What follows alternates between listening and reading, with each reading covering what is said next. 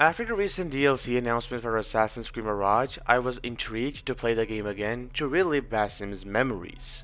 But coming back to Mirage was a huge leap in quality and in overall gameplay as compared to Shadows. But since this game has been released for over 2 years and the hype is long gone, this video will be purely focused on gameplay side because the story was already explored back when the game was released.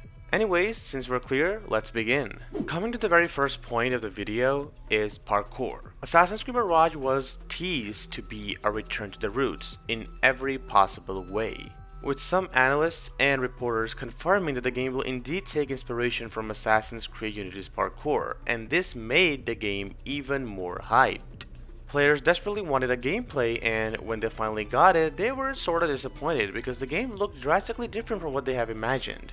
But when the game was officially released, the parkour felt too similar to Valhalla's, and the reason was that this game was originally going to be a Valhalla DLC, but after 2 years and after playing Shadows, I should say that the parkour definitely feels slower, even though they try to speed it up multiple times.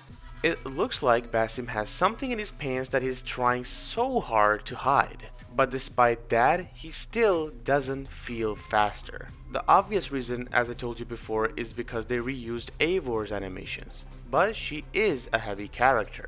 Basim on the other hand is supposed to feel agile and faster, but sometimes the parkour doesn't even work good. Looking good is another thing, but not working good is an entirely different sort of thing because mechanically the parkour sucks.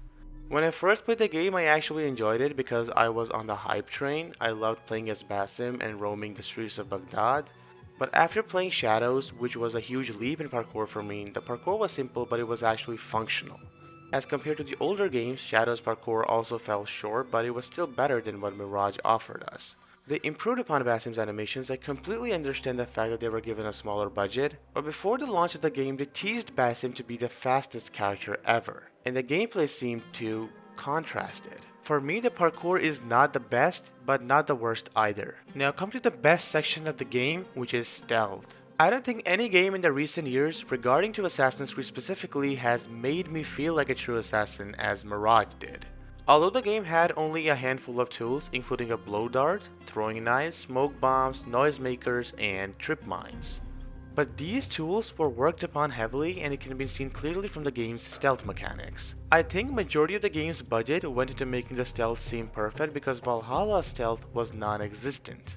You could easily get detected even after playing on the easiest difficulty, because in that game combat was the central focus as compared to Mirage where stealth was the central focus. You can easily clear out forts and enemy camps without getting detected even after playing on the hardest difficulty possible. And trust me when I say this because I have actually tried it. Even after playing on Master Assassin Plus difficulty on New Game Plus, where difficulty is actually higher than in the base game, game's stealth felt challenging, but it wasn't impossible as compared to Valhalla. You can easily do it, and it actually puts up a challenge once you have the full synchronization mode on, meaning that if you die one time, you will die permanently and the game will reset your progress.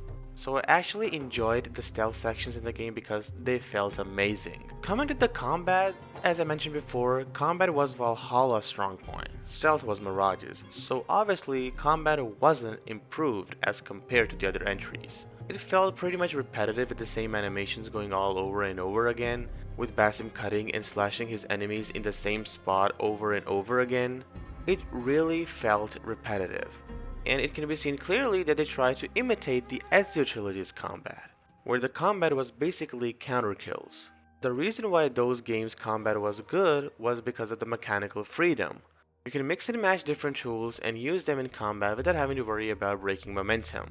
Mirage's combat was limited heavily by the RPG mechanics, so I guess this is the reason why it feels that way. And I think it's the worst combat ever, aside from Unity's, because both of these games focused heavily on stealth. Now, another best section from the game that I would definitely like to talk about is the game's open world. It's designed specifically for parkour, even though the parkour animations are sluggish, but the way they designed it complements it heavily. You can easily traverse the whole map without even touching the ground. and it feels amazing. Now, the side quests in the game are also amazing. They're not stretched like for 10 minutes with you doing the same objective over and over again. They actually have small linear stories which you can easily complete after 5 or 6 minutes, and they actually have a good or bad ending depending on your choices. Speaking of choices, although this game removed the branched storyline system from the previous RPG games, it is still present in the side quests.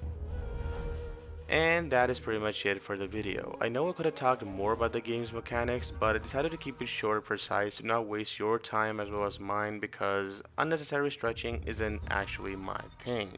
So, are you also playing Assassin's Creed Mirage? Because I've seen a lot of people play it in this period of time after the DLC announcement. And this did give the game a repeat value. So, are you excited for the DLC? If you are, then make sure to let me know your thoughts in the comment section below. I'll see you in another video. Till then, goodbye.